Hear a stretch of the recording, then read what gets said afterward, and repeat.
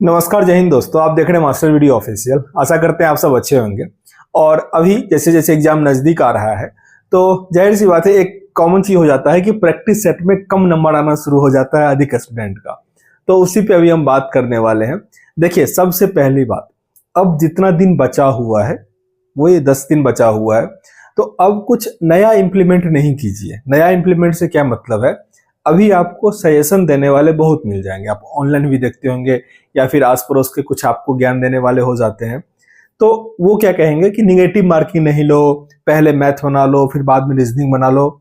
देखिए, ये सब अगर आप कुछ अभी इंप्लीमेंट करते हैं तो वो आपको निगेटिव फीडबैक देगा, नंबर कम आएगा। उसके लिए आपको स्टार्टिंग से ही उस फेज पे चलना पड़ता है। तब वो आप, जैसे मैं एग्जांपल बता रहा हूं, जैसे मान लो 100 नंबर का एग्जाम है आपका, ठीक है, और आपका एवरेज रहता है कि आप 80 से 90 के बीच में अटेम्प्ट लेते हो और आपका करीब 15 से 20 क्वेश्चन गलत हो जाता है, ठीक है, निगेटिव में चला जाता है। तो अगर आप ये दिमाग में रखोगे कि नहीं, इस बार ना हम 75 ही अटेम्प्ट करते हैं, ठीक है, तो निगेटिव जो अटेम्प्ट करते हैं वो करेंगे ही नहीं। तो आप देखोगे कि 75 अटेम्प्ट के फिर भी 10-15 क्वेश्चन गलत हो गया। 15 जो आपका गलत होता है ना, उतना गलत हो ही जाता है। ये पता नहीं क्यों होता है, लेकिन ये मेरे साथ ऐसा हो रहा था। फिर उस पर हम बहुत दिन काम किए, 3-4 महीना काम किए, तब फिर वो चीज बाद में कम हुआ। तो अभी जब एग्जाम का 10 दिन बचा है तो इस चीज पे बिल्कुल भी फोकस नहीं कीजिए कि आप कम अटेम्प्ट करेंगे, निगेटिव को अटेम्प्ट नहीं करेंगे। इस चीज को चेंज नहीं कीजिए। जो आप पहले से करते आ रहे हैं वैसे ही दीजिए और एग्जाम में भी वही कीजिएगा। एक तो ये चीज हुआ।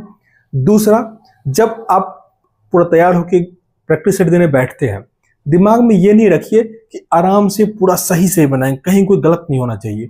इससे क्या होता है कि आपका स्पीड बहुत स्लो हो जाएगा और पूरा अटेम्प्ट क्वेश्चन नहीं कर पाएंगे। कुछ कुछ फैक्टर होता है जहां पे विद्यार्थी गलती करते, वही मैं बता रहा हूं बस, कि आपको स्टार्टिंग से ही फास्ट में बनाना है। मैं क्या करता था, सबका हालांकि तरीका अलग अलग होता है।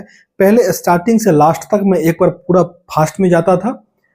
ऐसे क्वेश्चन को टच भी नहीं करता था जिसमें हमको लिखना पड़ जाए। मतलब एक बार लिखे बस हो गया तो ठीक है, लेकिन 3-4 सेंटेंस लिखना पड़ जाए उसमें हम नहीं जाते थे। उसको हम टच भी नहीं करते थे, आगे निकल जाते थे। या फिर जो क्वेश्चन बड़ा होता तो उसको हम पहली बार में नहीं करते थे, हार्ड हो आसान हो कोई फर्क नहीं पड़ता। तो हम ऐसे में क्या देखते थे कि मेरा 60 से 65 नंबर बन जाता था और आधे मिनट में, जैसे 60 मिनट का है ना, तो 30 मिनट में इतना हम अटेम्प्ट कर देते थे। फिर उसके बाद जब आते थे ना, तो ऐसा 10 से 15 क्वेश्चन बचता था और उसके लिए मुझे पर्याप्त टाइम मिलता था। तो अभी 10 दिन है, आप एक प्रैक्टिस सेट में जैसा मैं कह रहा हूं वैसा ट्राई करके देखिएगा। अगर आपका नंबर बढ़ जा रहा है तो फिर उस तरीके को अपनाइएगा, नहीं तो बिल्कुल भी नहीं अपनाइएगा। उसमें आपको क्या करने से, आप जब देने बैठ रहे हो ना, तो एक क्वेश्चन से लेके 100 क्वेश्चन तक या 90 क्वेश्चन जो भी क्वेश्चन है, वहां तक आप ऐसे क्वेश्चन को बस टच करना है जिसमें आपको लगे कि हमको आ रहा है, पूरा कॉन्फिडेंट है, बन ही जाएगा। वैसे क्वेश्चन को, सिटिंग अरेंजमेंट ये सब को छोड़ दीजिए, न्यूमेरिकल छोड़ दीजिए। जो आपको लगता है ना कि ये क्वेश्चन पक्का बन ही जाएगा मेरे से, वो फास्ट में बना दीजिए। आप देखिए, अगर 1 घंटे का टाइम है ना, उसके आधे घंटे में आप पूरा क्वेश्चन को अटेम्प्ट कर देंगे। जो डिफिकल्ट क्वेश्चन उसको मार्क करके रखिएगा और फिर जो रेस्ट टाइम है आपको अच्छा खासा टाइम मिलेगा, उसमें उस क्वेश्चन को सॉल्व कीजिएगा। तो बहुत अधिक तो स्कोर नहीं, पर आप 75-70% स्कोर तक ऐसे आप आसानी से कर लीजिएगा। अगर आपका जीके या मैथ अच्छा है तो आप अच्छे स्कोर पे जा सकते हैं। ये जरूर इंप्लीमेंट कीजिएगा और बिल्कुल भी घबराइएगा नहीं कि नंबर कम आ रहा है। ये सब चीज एग्जाम में वो चीज अलग होता है, क्योंकि मैं अपना, जिस टाइम में मेरा एनटीपीसी का एग्जाम था, मुझे स्कोर कितना आ रहा था मैं वो साझा करता था। मेरा कभी भी बहुत अधिक स्कोर नहीं रहा है। फिर रिजल्ट तो आ गया ना।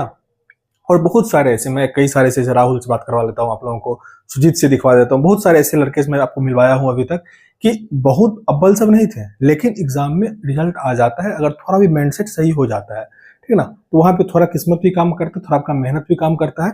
तो बस टेंशन नहीं लेना है। और जिस पोर्शन में कम आ रही है, देखिए क्या क्या होता है ना, बहुलक वाला क्वेश्चन एक पूछा जाता है, उसका फॉर्मूला सब जनरली दिमाग से उतर जाता है, तो वो देख लीजिए। जो दो सुई के बीच में कितना एंगल का कोण बनता है, अगर देख रहे हो सबका नहीं आ रहा है तो उसका फार्मूला देख लीजिए। तो कुछ कुछ जो टेक्निकल पॉइंट्स सब होता है, प्रोबेबिलिटी का कुछ क्वेश्चन अगर आता है तो उसका कुछ फार्मूला या कुछ एक वीडियो उसका देख लीजिए। तो अब टॉपिक वाइज जिस क्वेश्चन में आपको दिक्कत हो रहा है उसको देखिए और नेक्स्ट सेट बनाइए, अधिक से अधिक सेट बनाइए। जो भी क्वेश्चन आपको नया उसमें नजर आ रहा है, लग रहा है थोड़ा इंपॉर्टेंट है, उसको बना लीजिए, और जो लगता है वैसे ही फालतू है उसको छोड़ दीजिए, ठीक है। तो ऐसे कुछ दिन कीजिए, 4-5 दिन ऐसे कीजिए, फिर जैसा है वैसा एग्जाम जाना होगा। बस नया नया आप कुछ नहीं पढ़ना है, जिस सब में आपको थोड़ा बहुत लगता है कि ये क्वेश्चन आता ही है रेलवे में, उसको सही कर लीजिए। खैर, जैसे लीवर सब का क्वेश्चन है ना, आता ही है, फर्स्ट टाइप है, सेकंड टाइप है, तो वो सब आता ही है, उस सबको आपको सही से कर लेना है। तो खैर, इस वीडियो में इतना ही, मिलते हैं नेक्स्ट वीडियो में, तब तक के लिए जय हिंद।